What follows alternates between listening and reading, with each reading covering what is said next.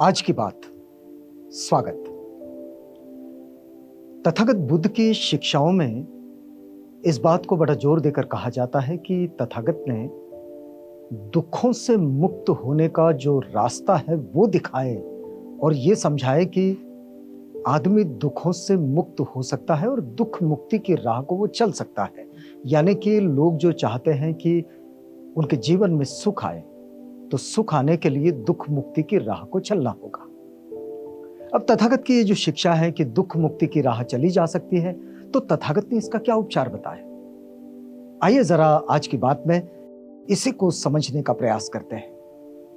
तथागत बड़े स्पष्ट रूप में कहते हैं कि ये जो दुख मुक्ति का राह है, उसका जो रास्ता है, तो उसके लिए उपाय ये है कि हम अपने शारीरिक कृत्यों में कायानुपस्सी बने, अपनी वेदनाओं में वेदनानुपस्सी बने और अपने चित्त में, अपने मन में चित्तानुपस्सी बने और धर्म में जो मार्ग हम लोग अनुसरण करते हैं उसमें धर्मानुपस्सी बने, यानी कि धम्मानुपस्सी बने। अब देखिएगा कि ये जो कायानुपस्सी, वेदनानुपस्सी, चित्तानुपस्सी, धम्मानुपस्सी, ये जो बनना है, मतलब क्या करना है? वैसे एक बात बौद्धों की जीवन शैली में ये भी आती है कि वे विपस्सना पर बहुत काम करते हैं और कुछ ऐसे भी हैं जो बुद्ध के विचारों को, उनके वचनों को मानते तो है, लेकिन विपस्सना के साथ खड़े भी नहीं होते। तो इस विपस्सना को समझे क्या? तो हम सामान्य रूप से इस बात को समझ लें कि पस्सना मतलब देखना। पाली में जो शब्द है पस्सना, इसको कहते हैं देखना, विपस्सना विशेष रूप से देखना। अब तथागत दुखों से मुक्ति का मार्ग जब बताते हैं, तो तथागत क्या कहते हैं? तथागत कहते हैं कि हम अपने शारीरिक कृत्यों को, मतलब हमारे मन में उत्पन्न होने वाली जो सुखद, दुखद, असुखद, अदुखद जो वेदनाएं हमारे शरीर के साथ आती है, जो भीतर ही आती है, तो और जो बाहरी भी होती है, इन्हें बड़े स्पष्ट रूप से देखें तो देखिएगा कि साहित्य क्या कहता है, बौद्ध साहित्य, पाली साहित्य। तो शारीरिक कृत्यों को यानी कायानुपस्सना से क्या मतलब है, क्या होता है उससे? तो देखिए, काया में कायानुपस्सना करने वाला भिक्षु अरण्य में वृक्ष के नीचे एकांत घर में आसन मारकर शरीर को सीधा रख, स्मृति को सामने रखकर बैठता है और वो जानता हुआ छोटी बड़ी सांस लेता है। जानते हुए सांस लेते हुए क्या करता है? सारी काया को अनुभव करते हुए वह श्वास लेता है और श्वास छोड़ता भी है, और ये श्वास छोड़ना सीखता है, मतलब सांस लेना सीखता है और श्वास छोड़ना सीखता है। अब काया में उत्पत्ति धर्म को देखता है और काया में विनाश धर्म को भी देखता है। वह लोक में किसी वस्तु को मैं, मेरा करके ग्रहण नहीं करता। अब इस बात का अर्थ क्या समझे? श्वास आते हुए और श्वास को जाते हुए बड़े ही साक्षी भाव से देखता है और यह भी देखता है कि ये जो काया के साथ उत्पन्न होने वाले जो गुण हैं, उसके धर्म हैं, वो कैसे उत्पन्न होते हैं और कैसे नष्ट होते हैं। अब हम देखिएगा तथागत की शिक्षाओं को, तो तथागत जो सिखाते हैं और आधुनिक विज्ञान भी जिस बात को स्वीकार लेता है कि चीजें नष्ट होती है और खत्म हो जाती है, जहां खत्म होती है वहीं से फिर नष्ट हो जाती है। मतलब ये बनना मिटना, ये प्रक्रिया चलती रहती है। अब ये चलती हुई जो प्रक्रिया है, इस प्रक्रिया को बड़े ही साक्षी भाव से जो कोई देखने लगता है, उसका इस बात पर विश्वास बन जाता है कि यहां हमेशा के लिए टिकने वाला ऐसा कुछ भी नहीं है। हर कोई चीज बन रही है, मिट रही है, बन रही है, मिट रही है, और यही ऐसा संसार है। तो फिर वो किसी भी चीज को जो इस संसार में मिलती है या दिखाई देती है या सामने आती है, उसे वो मैं या मेरा इस रूप में कभी ग्रहण नहीं करता। वो उन चीजों को उसी साक्षी भाव में देखता है कि ये चीज है, ये नष्ट होने वाली है, फिर कोई नई चीज होगी, फिर वो भी नष्ट होगी, फिर नई होगी, फिर वो नष्ट होगी। ये भाव है कायानुपස්සना का, जिससे वास्तव में आसक्ति का जो भाव है वो टूट जाता है। अब देखिएगा दूसरी बात, फिर वही भिक्षु शरीर के बारे में नाना तरह से विचार करता है और लोक में किसी भी वस्तु को मैं या मेरा कह के ग्रहण नहीं करता। अब देखिएगा कि वेदनानुपस्सी कैसे होता है। वेदनानुपස්සना क्या है? तो वेदनानुपस्सी जो होता है वो सुख वेदना को अनुभव करते हुए जानता है कि वो सुख वेदना को अनुभव कर रहा है। मतलब केवल कोई आनंद वाली जो खबर है वो सामने आ जाए, कोई आनंद का समाचार सामने आ जाए और बस उछल कूदना शुरू हो जाए, ऐसा नहीं। वो देखता है कि मैं किसी सुखद वेदना को अनुभव कर रहा हूं। यदि दुखद है तो दुखद वेदना को अनुभव कर रहा हूं।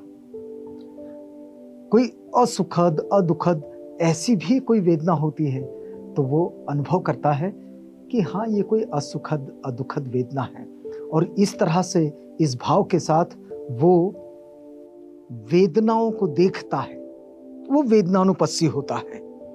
और फिर चित्तानुपस्सी कैसा होता है?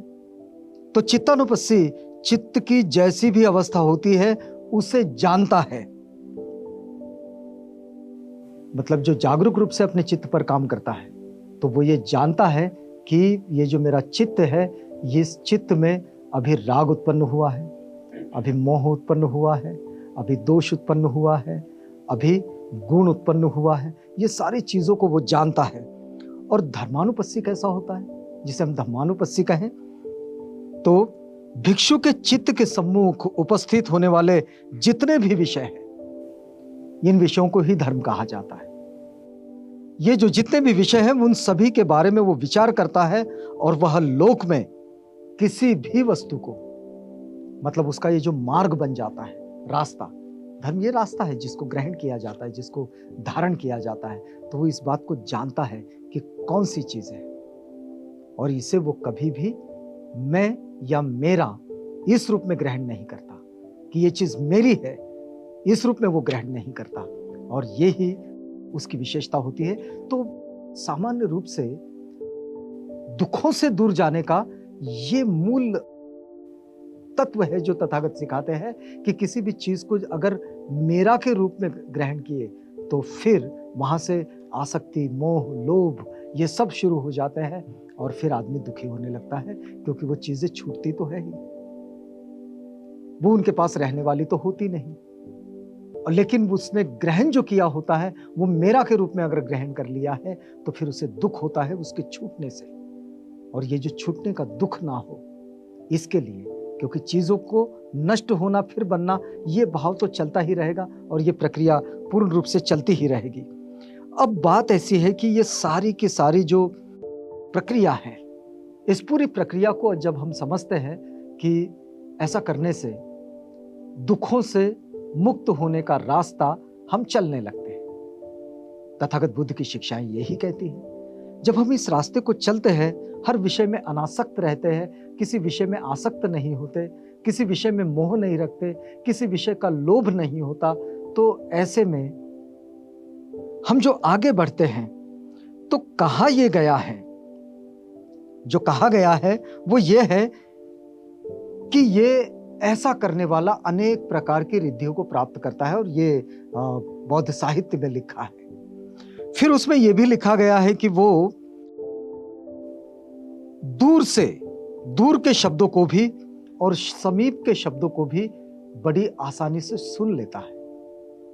मतलब उसके इंद्रिय बड़े जागरूक हो जाते हैं। सामान्य भाषा में हम लोग इसे समझे तो ये भी कहा जाता है कि वो अपने आप में, उसकी स्मृति में बड़ा मजबूत हो जाता है। अब सवाल ये है कि क्या वास्तव में ऐसा होता है? ये सवाल तो उठना चाहिए। जो लोग इसकी प्रैक्टिस करते हैं उनके संबंध में अब ये तो हुई ये बात, तो इसका एकमात्र उपचार है, और वो एकमात्र उपचार ये है कि टीका टिप्पणी करने से बेहतर इसका एक ही उपचार है कि धम्मानुपස්සना, चित्तानुपස්සना, कायानुपස්සना, वेदनानुपස්සना करके देख लेना चाहिए। क्या वास्तव में ऐसा होता है? अगर होता है तो ठीक है, नहीं होता है तो छोड़ दें।